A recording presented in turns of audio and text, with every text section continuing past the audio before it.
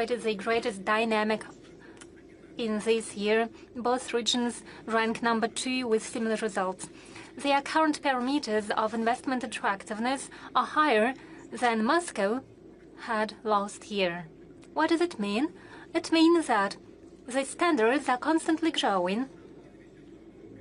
When we work in the investment climate, we should never stop.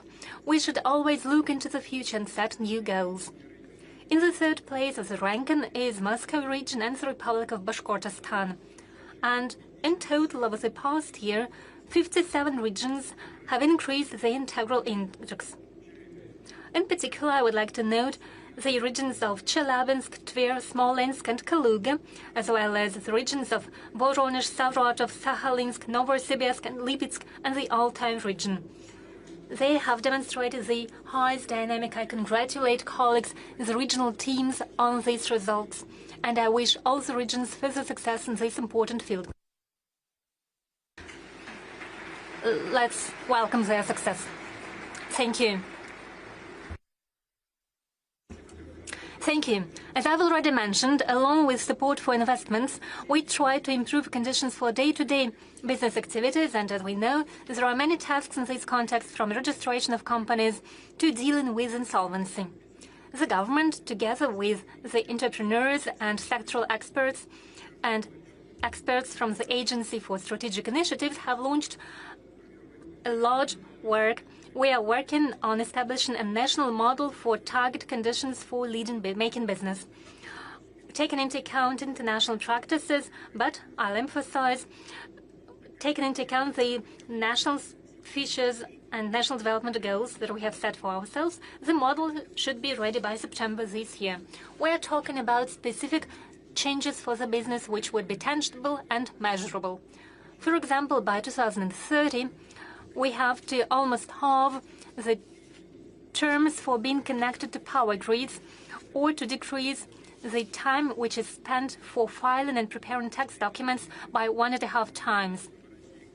The goal for the national model is to make sure that by 2030, Russia is among top 20 world leaders for business conditions, taking into account the updated international practices. It should serve as an example for our BRICS partners.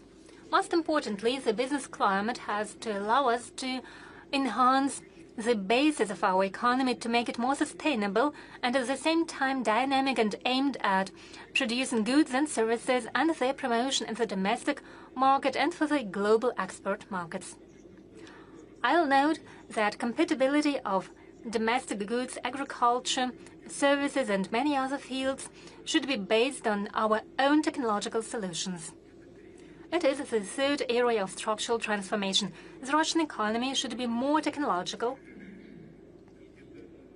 And it's not just a wish. It's an objective requirement of the world of today and tomorrow.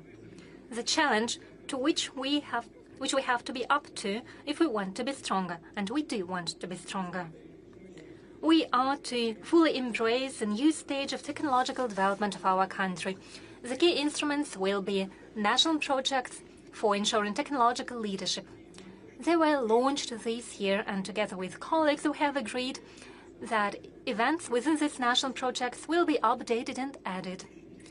By 2030, the aggregate spendings by the state and business for R&D in Russia should increase to reach no less than 2% of GDP.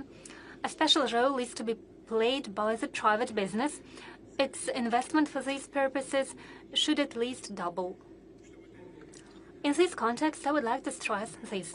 Supporting the technological transformation of Russian economy is the key task of almost 24 of funds and development institutions. But every one of them has its own methodology and approach. As a result, entrepreneurs have to come up with technical documents and other documents in different ways. On the other hand, it happens that funds and institutions may compete for same projects. Yes, competition is useful, but in this case, the interagency competition doesn't benefit the common cause, but on the contrary, it decreases the efficiency of financial organizational resources. Recently, we set up a designated working group under the Council for Strategic Development and National Projects. It's led by a head of Web RF, Igor Shuvalov, and I ask colleagues from the working group to analyze the activities of funds and development institutions on the technological track. The goal is to eliminate duplicating of functions, coordinate work of development institutions, and come up with unified requirements for business support